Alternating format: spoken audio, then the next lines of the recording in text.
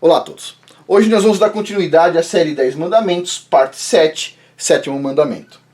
Pois bem, o sétimo mandamento todo mundo conhece, certo? Não adulterarás. Está em Êxodo, capítulo 20, versículo 14. Não adulterarás. Pois bem, como já falamos anteriormente, as leis de Yahweh possuem um significado literal, nesse caso não adulterarás, é óbvio, certo? E um significado espiritual. Esse grande significado espiritual será cumprido ao longo da eternidade pelos servos de Yahweh, que irão se tornar os seus filhos e filhas quando eles receberem toda a herança que espera por eles.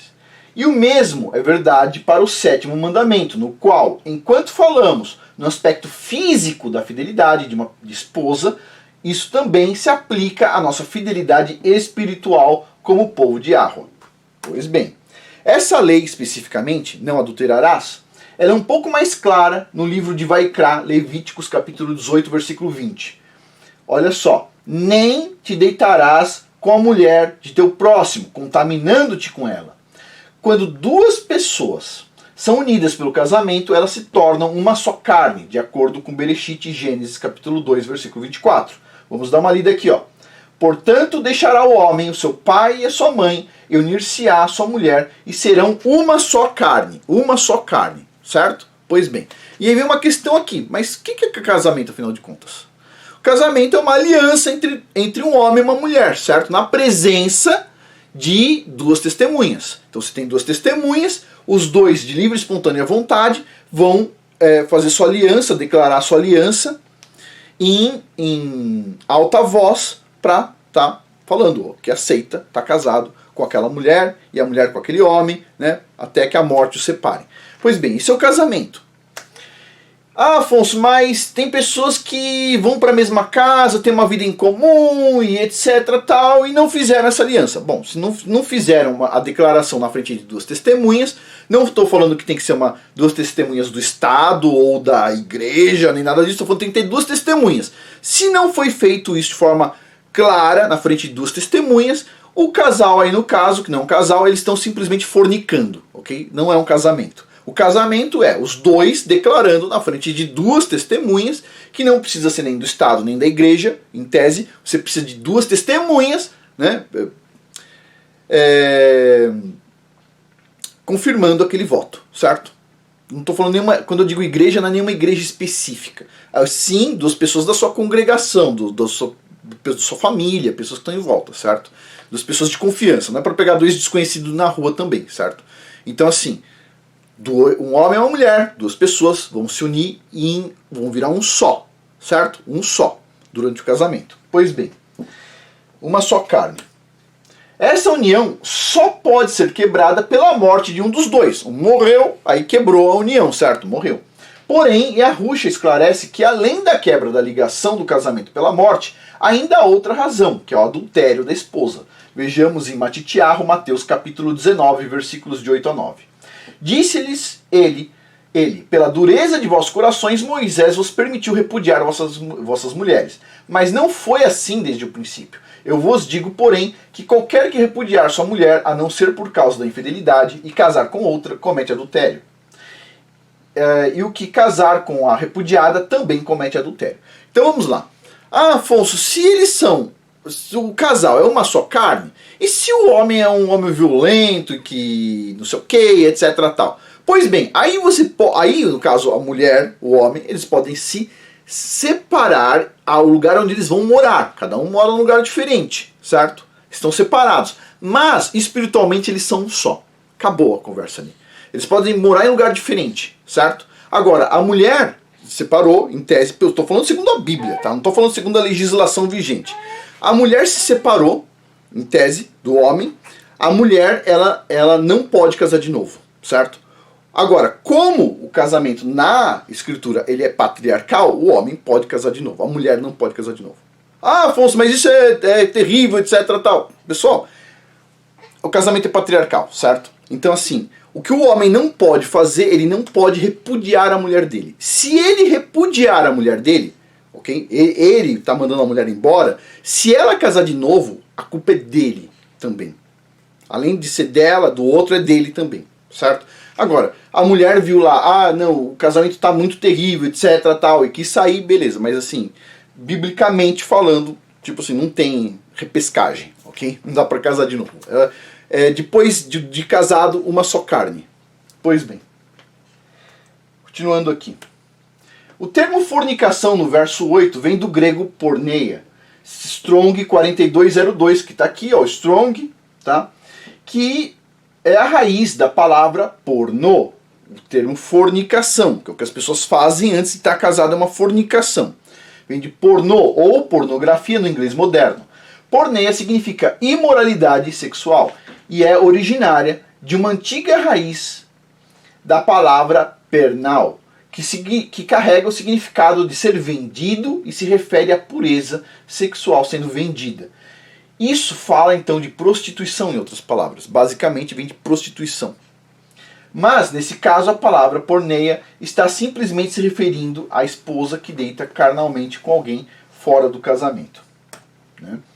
Moisés permitiu aos israelitas que assinassem cartas de divórcio. Porém, se essa carta fosse emitida por qualquer coisa que não fosse o adultério da esposa, ou seja, a esposa deitando carnalmente com alguém fora do casamento, então o marido que emitiu a carta de divórcio poderá ser considerado culpado se a mulher decidir casar com outra pessoa. Isso se deve porque a mulher ainda será considerada casada com o primeiro marido. O adultério é a única razão aceita para um divórcio segundo a lei de Arro. Não tem essa assim, a gente tem não compatibilidade, etc. Hoje em dia tudo é divórcio, pessoal. Desculpa, é errado. É errado, simplesmente é muito errado. Não é um pouquinho, é muito errado, ok? Pois bem, mas o interesse é que a raiz da palavra para a única causa aceita de divórcio, a imoralidade sexual, porneia, e no verso de Yahusha, ela está atada a uma palavra antiga, que é essa palavra aqui, ó, prostituição. Como você vê aos olhos de Yahweh, o adultério é a mesma coisa que prostituição. Não tem diferença, é a mesma coisa. Okay? De fato, podemos ter um claro exemplo disso com o profeta Oséias, capítulo 1, versículos de 1 a 9. Vamos dar uma olhada aqui. Tudo muito terrível. Vamos lá. A palavra do Criador, Yahweh, que veio a Oséias, filho de Beri, nos dias de Uzias, Jotão, Acás e Ezequias, reis de Judá, e nos dias de Jeroboão, filho de Joás, rei de Israel, quando Yahweh falou no princípio por Oséias, disse o seguinte: vai, toma por esposa uma mulher de prostituições e filhos de prostituição, porque a terra se prostituiu, apartando-se de Yahweh. Ele se foi, pois, e tomou Gomer, filha de Diblaim, e ela concebeu e lhe deu um filho. E disse Yahweh: põe o nome de Jizreel, porque daqui a pouco visitarei o sangue de Israel sobre a casa de Gel e farei cessar o reino da casa de Israel. E naquele dia quebrarei o arco de Israel no vale de Jizreel. E tornou ela a conceber e deu à luz uma filha. E Yahweh disse a Oséias: põe-lhe o nome de Loruama, porque não tornarei mais a compadecer-me da casa de Israel, nem a perdoar-lhe de maneira alguma, mas da casa de Judá me compadecerei. E eu salvarei, pois Yahweh, seu Elohim, pois não o salvarei pelo arco, nem pela espada, nem pela guerra, nem pelos cavalos, nem pelos cavaleiros. Ora, depois de haver desmamado, a Loruama concebeu e deu à luz a um filho. E Yahweh disse: põe o nome de Lo-Ami, porque vós não sois meu povo, nem eu sou vosso Elohim. Então assim, o que está mostrando aqui?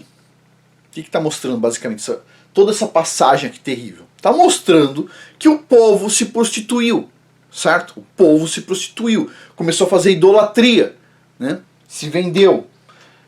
Deste modo, é claramente demonstrado o adultério espiritual, certo? Ou seja, o Criador está mostrando o quê? Ele está mostrando um link entre o pecado, o adultério do povo perante ele, e mostrando através do profeta que casou com uma prostituta, o adultério carnal. Ele está fazendo um link entre as duas coisas. Pois bem, o adultério espiritual de Israel, tá? Mostrando claramente, né, o adultério espiritual de Israel, que no caso era idolatria, que foi classificado como prostituição e não apenas fornicação. E este é o nível de quebra nacional do sétimo selo, ou seja, quando a nação inteira quebrou o sétimo selo. E tem mais, o sétimo mandamento, desculpa. E tem mais, o sétimo mandamento é o único mandamento que envolve um pacto dentro de um pacto, ou seja, uma aliança dentro de uma aliança. Como você vê, este mandamento está conectado ao casamento, que carrega uma obrigação em si mesmo que o cônjuge deve ter fidelidade ao seu cônjuge. Então assim, vamos lá. Basicamente, o Criador fez uma aliança com o povo, certo? Fez uma aliança. E dentro dessa aliança, tem uma aliança, que é a aliança entre o marido e a mulher, que tem que manter o quê? Fidelidade, certo? É uma aliança dentro de uma aliança. Percebe a correlação das duas? São duas alianças. É a única aliança dentro de uma aliança. Então, puxa, é muito bonito isso. Vamos lá. E essa obrigação é o próprio pacto em si. Nenhum dos 9 mandamentos é estruturado dessa maneira. O livro de Michelet, Provérbios, nos fala de algo importante sobre isso. Então vejamos em Provérbios capítulo 2, versículo 16 a 18. Olha só. A sabedoria também te livrará da mulher imoral, da pervertida que visa seduzir, que abandona aquele que desde a juventude foi seu companheiro dedicado, ignorando a aliança que pactuou diante de Yahweh. A mulher imoral caminha a passos largos em direção à morte, que é a sua derradeira habitação, e cujas trilhas todas conduzem ao lugar dos espíritos mortos. Tipo assim, pesadíssimo, certo? Então assim, bom, seguindo aqui. Então o marido e a esposa têm uma ligação um com o outro via um pacto diante do próprio Criador. Deste modo, o sétimo mandamento carrega uma penalidade de morte quando é quebrado.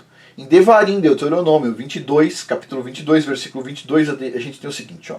Se um homem for encontrado deitado com uma mulher que tenha marido, morrerão ambos, o homem que estiver deitado com a mulher e a mulher. Assim exterminará o mal de Israel. Então vamos lá, pessoal. A gente já falou sobre isso.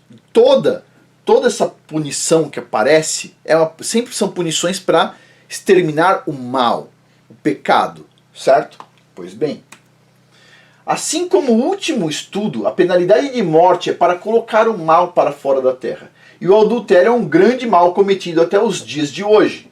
E isto começa com a luxúria dos olhos, no qual é a razão para muitos quebrarem os mandamentos. Eu vou parar um pouquinho aqui e quero explicar uma coisa. Algumas pessoas vão falar o seguinte: pô, Afonso, mas o Messias e a Yahusha, quando ele teve no templo, o pessoal trouxe uma mulher adúltera.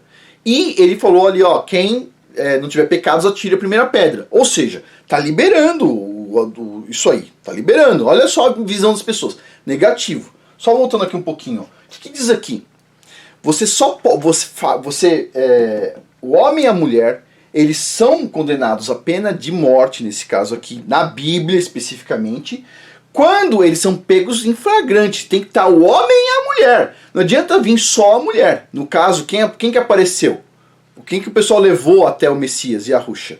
A mulher, certo? O que o pessoal chama de adúltera. Cadê o adúltero? A mulher, o homem que deitou com a mulher. Cadê? Pois bem, certo? Então, ou seja, não tem nada a ver. E outro ponto que eu quero levantar aqui. Esse texto específico da adúltera, se você for pesquisar, tem vários pesquisadores que mostram que nos livros mais antigos ele não estava incluído na Bíblia, ele foi incluído posteriormente. Mas, mesmo assim, está correto. Você não pode fazer o apedrejamento, segundo a Bíblia, de uma mulher se ela não estiver junto com um homem. Cadê o homem? Então, o adultério é feito em 2, certo? Pois bem, continuando aqui. Olha só. Vou voltar um pouquinho. E isto começa com a luxúria dos olhos, no qual é a razão para muitos quebrarem o que? Os mandamentos, a luxúria dos olhos. O que os olhos veem, o coração quer. E é no coração que é produzido o mal que vira ação.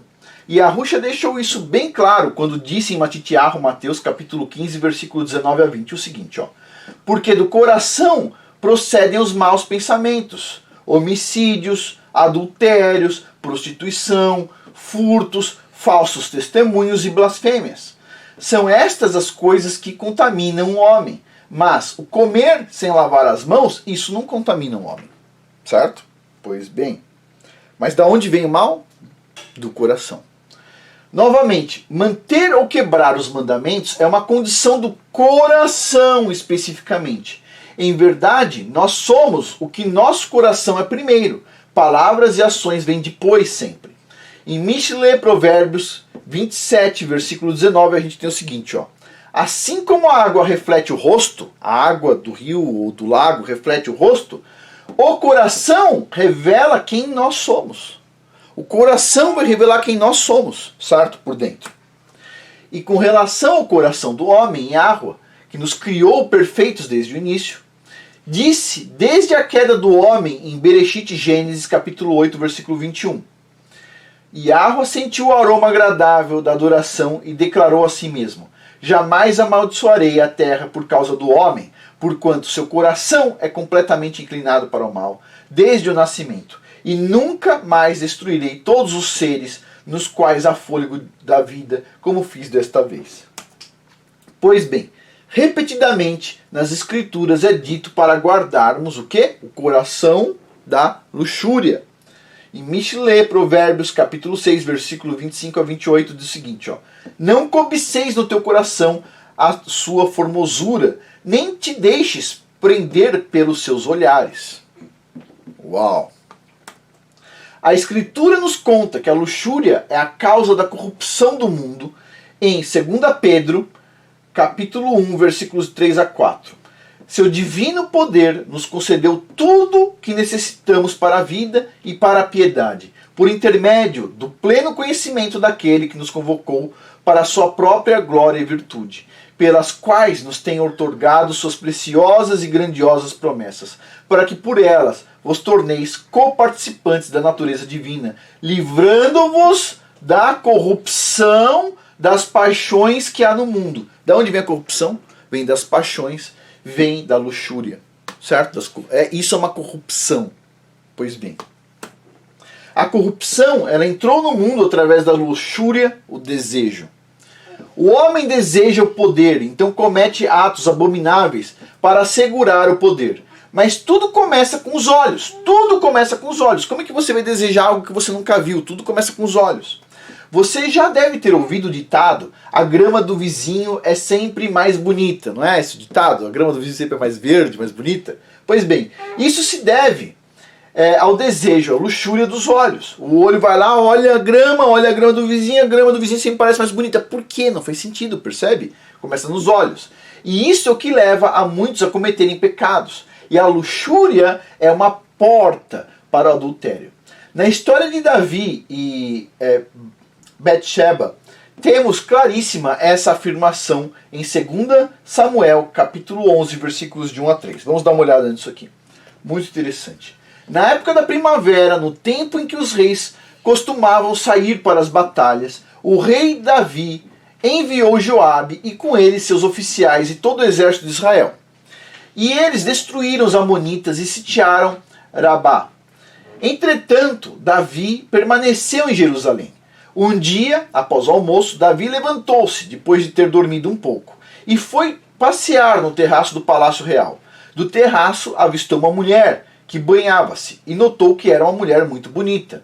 Davi desejou saber quem era aquela mulher, ao que lhe informaram. O nome dela é Betseba, ou Batseba em português, portuguesado, filha de Eliã e esposa de Urias, teu servo Eteu. Pois bem, então o rei Davi foi lá e viu a mulher. Por que ele desejou? Ele desejou porque ele viu, efetivamente ele viu a mulher lá, certo? Aqui, nesse exemplo, Davi viu a beleza de uma mulher nua que não era sua esposa, mas sim a esposa de outro homem. E esse foi o início da luxúria que começou com seus olhos e cresceu até virar um pecado. Quando foi contado a Davi que ela era mulher de outro homem, em vez de pôr fim ao pensamento dele, que devia ter posto fim ali, a luxúria se fez uma máquina poderosa que o fez cometer uma grande ofensa contra Yahweh. E tenha em mente que tudo começou quando Davi olhou uma mulher. Nada mais disso. Ele simplesmente olhou uma mulher e ali começou todo o pecado. Certo? Então, continuando aqui. 2 Samuel, capítulo 11, versículo 4. Então Davi mandou que trouxessem para ele e teve relações sexuais com ela, que havia concluído o tradicional ato de purificações em função do ciclo menstrual. Depois ela retornou para sua casa. Seguindo este ato de abominação, a Escritura nos conta que Betseba informou a Davi que ela estava grávida. E Davi enviou uma mensagem a Joabe para enviar Urias de volta a Jerusalém, o marido dela. Davi mandou Urias ir para casa, porém ele ficou na entrada do palácio, junto da guarda real, e não foi para casa. Vamos ver isso aqui em 2 Samuel, capítulo 11, versículo 10 a 11. Vamos lá. Olha só, Urias não desceu à sua casa, o pessoal contou ao rei Davi. Então perguntou Davi a Urias: não vens tu de uma jornada? Por que não desces à tua casa? Respondeu Urias a Davi: a arca, e Israel e Judá estão em tendas, e Joabe, meu senhor, e os servos do meu senhor estão acampados ao relento. Eu entrarei em minha casa para comer e beber, e para deitar com minha mulher? Como vives tu, e como vive a tua alma, não farei tal coisa. Uau! Tipo assim, o rei Davi, depois de ter feito todo o erro, ele ainda chama o marido da mulher para ver, vai lá, deita com a mulher aí, para parecer que, tipo assim, né, o filho é dele. Tipo assim, então vamos lá. Vamos primeiro um ponto aqui, vamos fazer um parênteses, tá? Vamos abrir um parênteses aqui. Segundo os rabinos, presta atenção, e a gente já vai falar porque eles estão errados. Segundo os rabinos, o rei Davi não cometeu adultério. Olha só a piada. Não cometeu porque quando ele mandava as pessoas para a guerra, todos os maridos assinavam uma carta de divórcio para a mulher. Vou te fazer a pergunta aqui. Pode assinar carta de divórcio se não foi por traição, né? Basicamente isso? Ou pode? Não pode. Então, se ele fez isso, segundo os rabinos eles falam isso, foi ilegal. Por que foi ilegal? Porque não está nas escrituras. Mas a gente sabe que os rabinos gostam de coisas que não estão nas escrituras, não é verdade? Mas está errado, certo? Está errado. O divórcio é só se houver traição, ponto. Ou, no caso, o marido morreu, aí a mulher pode casar de novo. Antes disso, não. Certo? Para sempre, uma só carne, ponto. Ponto final. Pois bem, continuando aqui. Então, assim, Urias ainda estava sendo uma pessoa bastante, assim, leal, certo? O Urias foi leal. Quem não foi leal? Pois bem. Continuando aqui. Porque Urias disse que não podia ir para casa tomar vinho, jantar e dormir com a mulher dele, uma coisa que ele jurou que não faria. Por quê?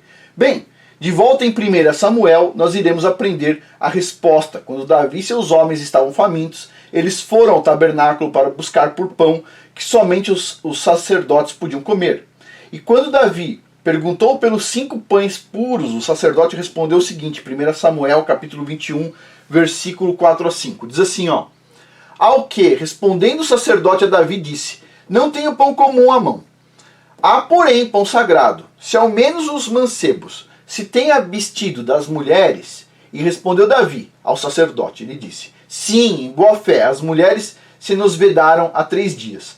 Quando eu saí, os vasos dos mancebos também eram santos, embora fosse para uma viagem comum, quanto mais ainda hoje que não serão santos os teus vasos. Então assim, basicamente, quando o rei Davi saiu para a guerra, ele tinha esse hábito, não, ninguém vai ter relação com as mulheres, ponto.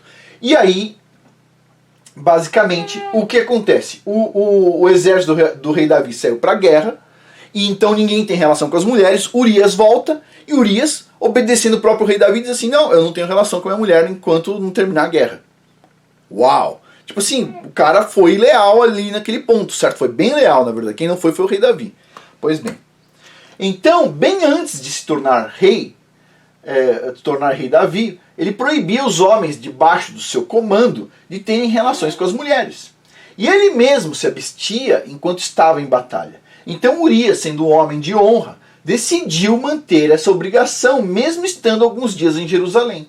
Uma noite, Davi convidou Urias para jantar e o fez ficar bêbado. E ainda assim, ele se recusou a ir para casa. 2 Samuel, capítulo 11, versículos 14 a 15, a gente vai ler agora. Pela manhã, Davi escreveu uma carta a Joabe e mandou pela mão de Urias. O rei Davi, Urias se embebedou, etc. Não foi deitar com a mulher dele. Então o rei Davi escreve uma carta pro para Joabe e manda Urias entregar aquela carta para Joabe, certo? Pois bem, o que estava escrito na carta que o próprio Urias entregou para Joabe? Estava escrito isso aqui, ó. Põe Urias na frente, onde for mais renhida a peleja, e retirai-vos dele para que seja ferido e morra. Putz, tem alguma coisa mais feia do que isso aqui? Tipo assim, não só deitou com a mulher do cara, não só engravidou a mulher do cara, o cara foi ileal o tempo todo, e no final das contas, ele ainda manda uma carta pelo próprio cara que ia ser morto pra mandar ele pra frente da batalha.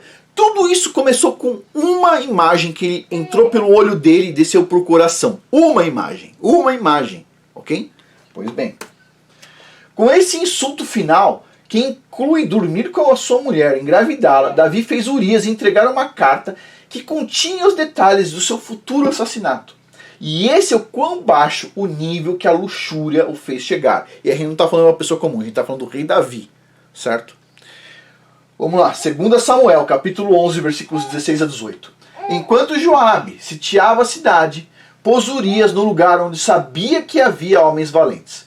Quando os homens da cidade saíram e pelejaram contra Joabe, caíram alguns do povo, isto é, dos servos de Davi. Morreu também Urias, o heteu. Então Joabe mandou dizer a Davi tudo o que sucedera na peleja. Nas cartas do livro de Apocalipse, escrita às 7 congregações, Yahushua destacou os 7 estágios espirituais das congregações, aqueles que formam corpo na terra e que irão passar pela tribulação. Vamos analisar a carta da congregação de Tiatira em Razon, capítulo 2, versículo de 20 a 23. Eu vou parar um pouquinho aqui e eu já continuo. Ok, pessoal, continuando. Apocalipse, capítulo 2, versículo 20 a 23. Mas tenho contra ti que toleras a mulher Jezabel, que se diz profetiza. Ela ensina e seduz os meus servos a se prostituírem e a comerem das coisas sacrificadas a ídolos. E dei-lhe tempo para que se arrependesse, e ela não quer arrepender-se da sua prostituição. Eis que a lanço num leito de dores, e numa grande tribulação os que cometem adultério com ela, se não se arrependerem das obras dela. E ferirei de morte a seus filhos, e todas as igrejas saberão que eu sou aquele que esquadrinha os rins e o coração, e darei a cada um de vós segundo as suas obras. Uau, caramba! Nos versos anteriores, vemos que Yahushua está colocando julgamento por adultério nacional e irá colocar os ofensores na grande tribulação. E isso é para sabermos o quão sério Yahushua vê a gravidade desse pecado. Os adúlteros ou fornicadores também estão listados naqueles que irão a ser jogados no lago de fogo, em Apocalipse capítulo 21, versículo 8. Mas, quanto aos medrosos, e aos incrédulos, e aos abomináveis, e aos homicidas, e aos adúlteros, e aos feiticeiros, e aos idólatras, e a todos os mentirosos, a sua parte será no lago ardente de fogo e enxofre, que é a segunda morte. Uau! Pô, Afonso, mas por que o adúltero simplesmente foi lá e teve isso, assim, assado? Vocês viram o que o rei Davi fez? Aquilo ali é o coração do adultério. Aquilo ali é o quão baixo consegue chegar uma pessoa quando ela pratica adultério, quando o coração dela se vira para esse lado. Eu te pergunto, o que é uma pessoa que faz uma coisa dessa? Tipo assim, é muito difícil. É muito difícil ler algo tão horrível quanto aquilo. Certo? É difícil demais. Certo? Porque aquilo ali é o exemplo do adultério. Aquele ali é o coração do adúltero. Ok? Pois bem, continuando aqui. O adultério começa onde? No coração, né? Primeiro a pessoa olha, mas o adultério ele começa a acontecer lá no coração. E Yahushua disse no Sermão da Montanha, em Matitiahu, Mateus capítulo 5, versículo 27 a 28, o seguinte: ouviste que foi dito, não adulterarás. Eu porém vos digo, diz Yahushua, que todo aquele que olhar para uma mulher para cobiçar, já em seu coração cometeu adultério com ela. Por quê? Porque no coração.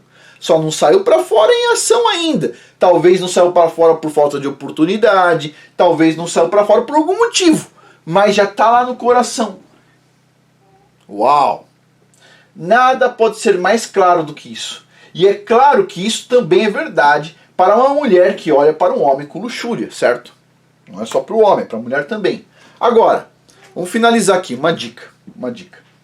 Vamos ver tudo que está aqui, rapidinho. A mulher está ligada ao marido até a morte dele, certo?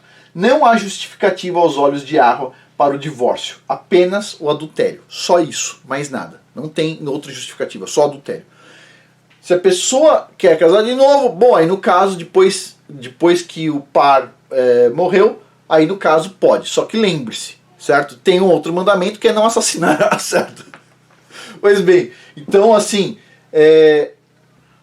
pessoal, tudo que ensinaram pra gente tá errado, ok? Tudo, simplesmente tudo. E quando as pessoas vão lá e vão passando o pano pra esse tipo de coisa, não é nada tão grave assim, isso não é tão grave, etc. É grave pra caramba, ok? Pois bem, então assim, continuando aqui, dica final. Dica para as mulheres casadas principalmente, né?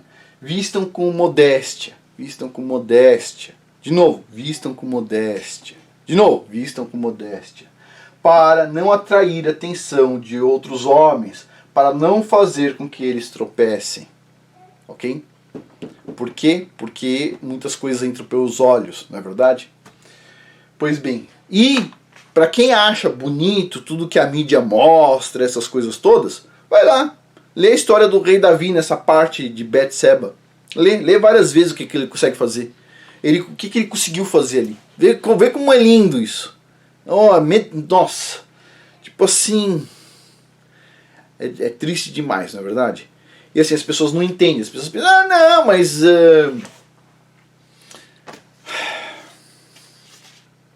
Olha, pessoal, passar pano para esse tipo de coisa não dá certo. Passar pano para adúltero não dá certo, ok? Eu sei que é muito difícil porque as escolas ensinaram tudo errado e os pais passaram pano, deixaram o maior inimigo que uma pessoa pode ter entrar dentro da própria casa e ensinar os próprios filhos, que é a televisão. Ou a televisão é comprada com o dinheiro dos pais. Pá. Eles vão lá, pagam energia elétrica para ligar uma televisão. E lá na televisão passa todas as baixarias. É o próprio inimigo ensinando as crianças. Certo? Pago por quem? Com o dinheiro do papai e da mamãe. E adivinha quem vai pagar o pecado? Vai ser a televisão? De plástico, etc. Tal, ou vai ser o papai e a mamãe que pagaram? Vai esperando. Então assim, todo mundo aqui já deve ter percebido que nós aprendemos muitas coisas erradas e por isso nós pecamos demais. Certo? A televisão incentiva muitas coisas, a mídia incentiva muitas coisas. Pois bem, se há algum problema, lembre-se, não tenta passar pano, peça perdão. E depois peça perdão de novo, e depois peça perdão de novo, e depois peça perdão de novo, e não se canse de pedir perdão, ok? Porque muitas pessoas fazem errado por ignorância, certo? E a culpa principal, adivinha de quem é? É do papai e da mamãe, certo? É do papai e da mamãe. Por quê? Porque o papai e a mamãe não ensinam a Bíblia. E aí, ainda por cima, além de não ensinar a Bíblia, porque pensam que foi ultrapassada, etc. tal, coloca uma televisão em casa e liga. E ainda por cima, às vezes até paga a TV a cabo para assistir os programas. Tipo assim, adivinha de quem que é a culpa. Então assim, é difícil demais, tá? Não adianta passar pano, ok? Eu cometi meus pecados algumas ocasiões, por exemplo, com relação à picadinha de abelhas nas crianças, etc, tal, essas coisas todas, não é isso? Pois bem, cada um de nós tem um ponto aí. A gente tem que pedir perdão e depois pedir perdão e depois pedir perdão. Não falar assim sempre, mas não sabia. Não sabia, mas você cometeu o pecado porque você não leu a Bíblia, percebe? O pior de tudo são os pais que não ensinam a Bíblia para os filhos. Pior de tudo, certo? Tem o sábado, não tem o sábado? O sábado não é um dia para a gente descansar? É um dia que você pega a Bíblia, abre com as crianças, uma hora. Separa um horário fixo, certo? Senão você não vai fazer. Separa um horário fixo, das 9 às 10 da manhã, ou das 10 às 11 da manhã, pega o horário fixo, uma hora de 24 horas, dá 5% do dia, quase nada. Uma horinha, senta lá, agora a gente vai ler um trecho da Bíblia aqui, uma hora, vamos discutir o que você acha disso, etc, tal, e assim vai, certo? Se prepara um pouco, né? Usa esses vídeos aqui, usa um pouco. O que você está aprendendo aqui, você está aprendendo, põe na sua cabeça, certo? Pôs na sua cabeça, você não precisa pôr o vídeo para passar no sábado. Você pega o que eu estou falando aqui, que também eu aprendo com outras pessoas, aprende e depois senta com seus filhos e ensina, certo? Simples assim. E aí você vai colocar eles num bom caminho, certo? Ah, Afonso, mas meus pais não me ensinaram. Seus pais não te ensinaram, e muitos pais não ensinaram, e etc. Tal. Eu sei toda essa história, não adianta fazer drama. Tem que aprender, corrigir, fazer, certo? Bom, pessoal, por hoje é isso. Muito obrigado a todos aí pela atenção. Um detalhe antes de finalizar. Abaixo tem um link que é da lista de e-mail do canal. Vai lá e se inscreve na lista de e-mail. Lembre-se, vai estar o link, você vai clicar, você vai colocar seu nome e e-mail, ponto, enter, né? Você vai clicar lá, enter. Você clicou, lembre-se, você vai receber um e-mail dizendo assim, você confirma o seu e-mail de cadastro, vai ter um botão. Vocês não tem que me responder o e-mail, você tem que apertar no botão. Pum, apertou o botão, feito, tá? É tudo automático, ok, pessoal? Tô falando isso porque às vezes eu coloco a lista de e-mail, o link, e muitas pessoas me mandam e-mail dizendo assim, Afonso, estou confirmando. Depois falam assim, não recebi a newsletter. Não recebi a newsletter porque você não apertou o botão. Detalhe, a newsletter de fevereiro já deve estar para sair, ok? Então, fevereiro ou janeiro? Bom, isso aí. Depois eu checo lá, mas é isso. Depois eu vou fazer um vídeo mais sobre essa questão. Bom, pessoal, por hoje é isso. Muito obrigado a todos aí pela paciência. E aproveita o Shabat para ensinar as crianças, o sábado. Torna ele sagrado de verdade. Bom, por hoje é isso, até mais.